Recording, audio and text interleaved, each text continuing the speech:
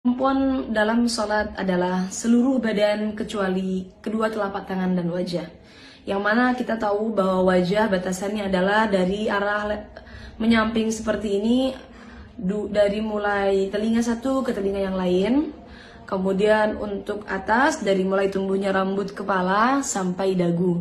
Ingat, dagu termasuk batas wajah.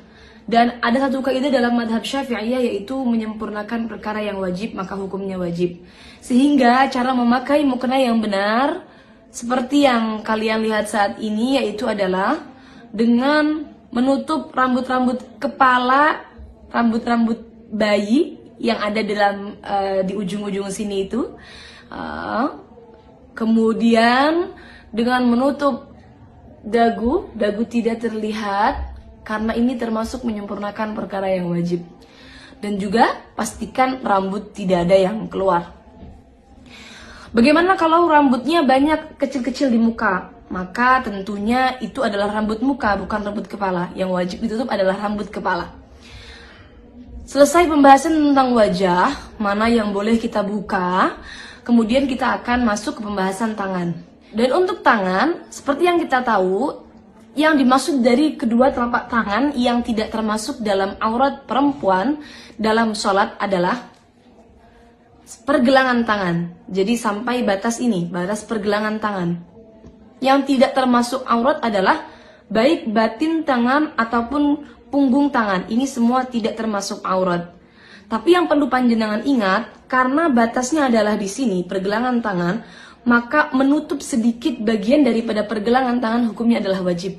Karena sesuai dengan kaidah yang tadi sudah kita bahas, yaitu adalah menyempurnakan perkara yang wajib, hukumnya adalah wajib. Sehingga teman-teman untuk menutup harus seperti ini. Nah, mohon maaf ini mukena saya agak seret. Nah, seperti ini. Menutup sedikit daripada pergelangan tangan. Ingat, punggung tangan dan juga telapak tangan ini bukan termasuk bagian dari aurat. Sehingga tidak masalah bila mana punggung tangan terbuka seperti ini. Ini bukan termasuk bagian daripada aurat dalam sholat wanita.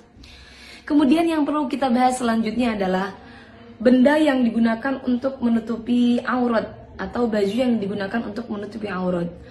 Yang digunakan untuk menutupi aurat adalah sesuatu yang bisa menutup warna kulit dalam majelis berbincang-bincang, dalam majelis takhotub. Maka bagaimana batasannya? Apakah nerawang atau tidak? Itu batasannya adalah bila dilihat dalam majelis berbincang-bincang, seperti mungkin dengan jarak saya berbincang dengan teman saya, seberapa urufnya, seberapa biasanya, kok terlihat warna kulitnya, maka berarti belum mencukupi. Tapi kalau tidak terlihat warna kulitnya, maka sudah bisa dikatakan mencukupi. Seperti halnya mungkin mukena yang ada bordirnya, kemudian bordirnya ini agak sedikit menimbulkan bulat-bulat atau bolong-bolong kecil, maka bila mana tidak sampai memperlihatkan warna kulit dalam jarak majelis berbincang-bincang, ini tentunya tidak masalah atau tidak mengganggu keabsahan sholatnya. Dalam artian mukenanya tetap bisa dipakai untuk menutupi aurat dalam sholat. Kemudian yang perlu kita bahas lagi dalam hal menutup aurat dalam sholat adalah hal-hal yang sering terlewatkan. Yang pertama adalah longgarnya mukena, tangan mukena yang dipakai, sehingga ketika longgar, maka ini akan turun sehingga memperlihatkan pergelangan tangan yang tadi, yang mestinya tetap wajib kita tutup ya.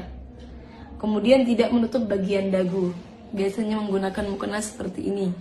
Nah, ini memperlihatkan bagian bawah dagu, yang mana ini termasuk aurat dalam sholat. Kemudian kebiasaan yang salah adalah tembusnya rambut-rambut di belakang kepala ini. Karena perempuan biasanya rambutnya panjang, kemudian ketika digulung ke atas, maka rambutnya tembus ke mukenanya sampai keluar. Nah, ini juga perlu diperhatikan, jangan sampai tembus. Teman-teman bisa mengatasi dengan mungkin menggunakan tutup atau ini ikat yang sampai menutup bagian belakang, atau dengan menggunakan tutup lagi di luar mukenanya. Jadi pastikan jangan sampai terlihat dari belakang.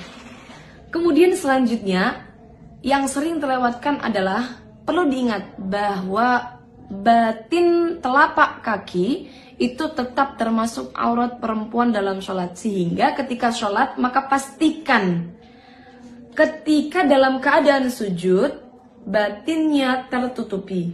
Ketika dalam keadaan ruku, maka bagian kakinya sudah tertutupi. Jangan sampai cingkrang mukenanya. Dari seluruh keterangan yang sudah saya sampaikan tadi, yang mana diambil dari beberapa kitab bermadhab Syafi'i, maka bisa disimpulkan bahwa mukena yang paling aman untuk perempuan dalam madhab Syafi'i adalah mukena terusan.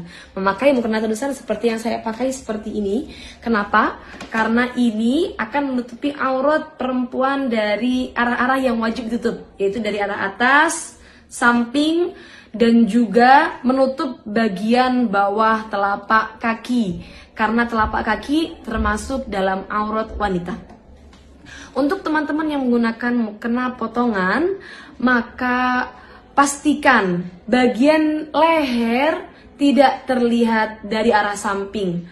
Kenapa? Karena kekurangan dalam mukena potongan adalah ketika berdiri, ketika ruku, ketika mengangkat tangan, maka bagian lehernya tetap terlihat. Ini dari arah samping, bagian lehernya tetap terlihat. Walaupun toh sudah seperti ini. Kenapa? Karena pasti ada bagian-bagian longgar yang memperlihatkan bagian aurat lehernya. Kecuali bagian lehernya sudah tertutup sempurna, mungkin dengan menggunakan dalaman jilbab yang dimasukkan ke dalam pakaian. Sekian dari kami, kurang lebihnya mohon maaf. Wassalamualaikum warahmatullahi wabarakatuh.